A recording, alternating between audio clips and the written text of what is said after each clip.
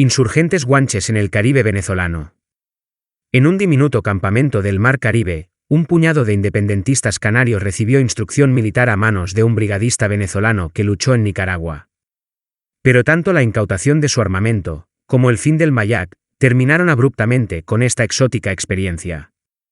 Cuando llegan las vacaciones, o un simple fin de semana, son miles los venezolanos que abandonan Caracas y se dirigen a las hermosísimas playas del estado Vargas. En el camino, antes de descender hacia el litoral de Todasana, se pasa por un río de nombre homónimo que da subida a una frondosa cordillera.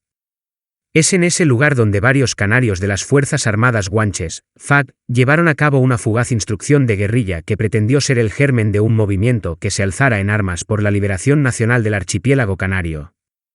Así me lo cuenta en una cafetería de Las Palmas Fructuoso Rodríguez, ex militante de las FAG y del Movimiento por la Autodeterminación e Independencia del Archipiélago Canario, Bayac, que el abogado tinerfeño, Antonio Cubillo, fundara en 1964 con la ayuda de una Argelia que le brindó asilo y medios. Para Fructuoso, ansiar unas Canarias independientes siempre fue algo natural. Lo hablaba con sus amigos de taco, en Tenerife, y en las sobremesas de cada celebración familiar. Su padre, que además de una academia tenía una papelería, llamó a esta última, Almogar en Guanche, y en ella vendió la bandera tricolor canaria, todo un desafío a mediados de los 70, cuando el franquismo se cobraba con mano de hierro todo aquello que fuera considerado una afrenta al llamado espíritu nacional. En esa década de cambios, con amplios sectores del archipiélago protagonizando huelgas y protestas de tipo laboral y social, fueron muchos los canarios que comprendieron la asociación existente entre el orden de dominación socioeconómico que se ejercía desde la metrópoli, y la negación de su identidad insular. Así, familias como la de Fructuoso comenzaron a descubrir que el modelo sobre el que estaba basado el ordenamiento de las Canarias, era el de la conquista y no el del pacto. Y que si bien la colonización manu militari se llevó a cabo siglos atrás, este era un proceso inconcluso que seguía reprimiendo a todo aquel que no aceptara la narrativa impuesta desde el tiempo de los reyes católicos.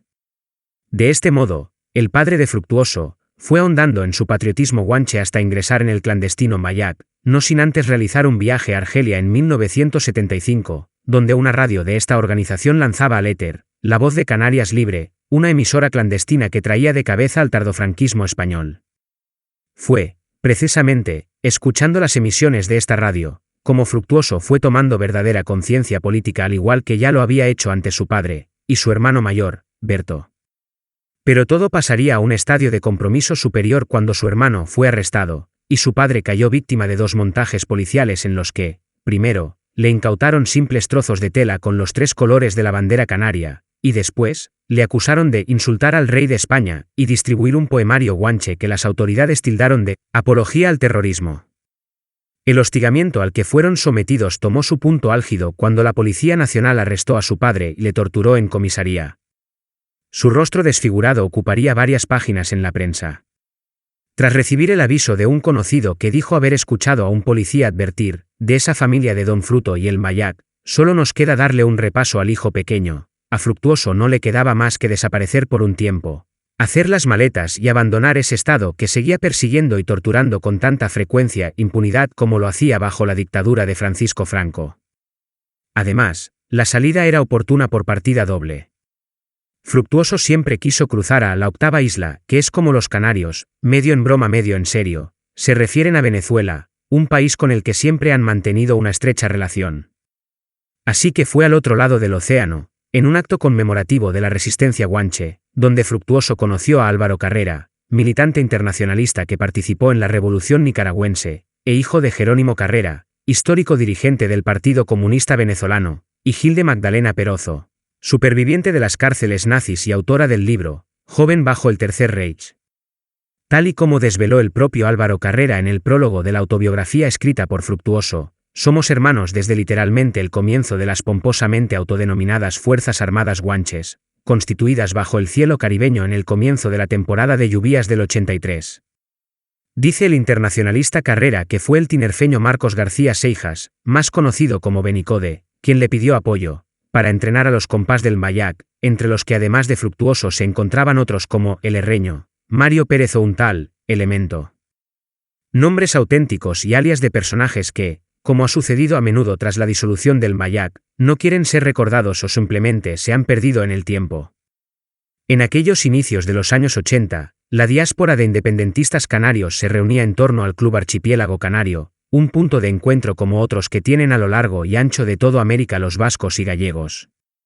En el círculo del influyente Benicode se juntaban conocidos militantes canarios, varios de ellos en buena sintonía con otras organizaciones armadas de entonces, como era el caso de las FARC colombianas. En aquel ambiente de sueños y conspiraciones tuvieron un papel destacado, e inesperado por muchos, varios empresarios que financiaron anónimamente a la insurgencia guanche. De ellos poco se sabe, más allá de uno al que llamaban Francisco, un canario que financió generosamente a las FARC con los beneficios que daba su quincallería en la zona de Coche, Caracas. Selva adentro. El lugar elegido para la instrucción sería la finca de un anciano natural de La Gomera llamado Sisto. Este hombre, según cuenta Fructuoso, vivía ascéticamente a los pies de la cordillera que se funde con el mar en la paradisíaca costa de Todasana. Un lugar fértil y luminoso donde los frutales crecían solos, del mismo modo que las culebras y los arácnidos campaban a sus anchas. Selva adentro, un poco alejados del lugar donde hacía vida su anfitrión Gomero, instalaron las hamacas y los clásicos toldillos que todo guerrillero emplea para protegerse de las lluvias torrenciales, tan propias de los trópicos. Y allí instalados, y sin que el hoy pacífico Fructuoso explique exactamente cómo las armas fueron llegando poco a poco. Él mismo tenía al cinto un revólver Colt 357, y camaradas como Mario Pérez, una metralleta ZK como la que solía usar la Guardia Civil, pero sin culata, escribe Fructuoso en sus memorias. Así, sorteando controles de la policía para llegar los fines de semana a este lugar, realizaron prácticas de tiro con armas cortas y largas, también marchas, acampadas, y cómo no, interminables debates sobre cómo conquistar la independencia canaria. Fructuoso recuerda que la idea de cómo proceder con sus fuerzas armadas guanches fuera tal y como la sugirió Carrera, lo cual significaba montar un campamento fijo en territorio venezolano. Así, los primeros reclutas, personas que ya vivían en Venezuela, no irían para Canarias, sino que se quedarían en Venezuela como instructores fijos, los cuales serían los que instruyeran a los nuevos reclutas, y estos se reenviarían de nuevo a Canarias, quienes a su vez tratarían de formar dentro del territorio a nuevos reclutas. Pero su proyecto jamás llegó a buen puerto. Un día de 1984 en el que Fructuoso abría el periódico en una cafetería de Caracas, se dio de bruces con una inesperada noticia en plena portada.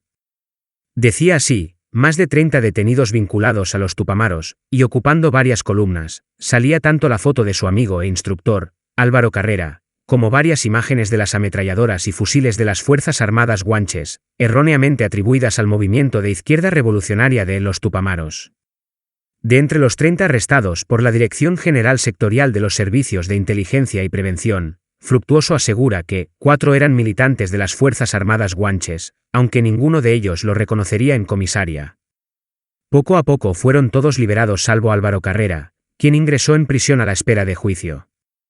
Tras este golpe indirecto, que afortunadamente para la diáspora canaria, ni la policía ni la prensa supieron conectar al movimiento insurreccional guanche, el proyecto de las FARC quedaba en prácticamente nada, con algunos compañeros huidos a Canarias, y otros, como Fructuoso, tratando de ayudar a Álvaro, quien compartía celdas con la élite revolucionaria de entonces, la cual había sido concentrada en el cuartel de San Carlos, un antiguo fortín reconvertido en cárcel para los presos políticos de experiencias guerrilleras como las de Bandera Roja o las Fuerzas Armadas de Liberación Nacional, entre muchas otras. Y así fue pasando el tiempo hasta que Álvaro Carrera fue liberado y llegó el verano de 1985. Tal y como cuenta Fructuoso, en agosto de ese año recibíamos una noticia que nos daba el puntillazo: Antonio Cubillo firmaba en Madrid la claudicación y regresaba a Canarias. Realmente nadie sabe qué fue lo que el líder canario firmó en España, pero era evidente que estaba derrotado. De inmediato, la comunidad canaria se reunió para concluir que lo oportuno era disolverse como Mombayac, y junto a este, la aventura guerrillera de Fructuoso y sus amigos revolucionarios.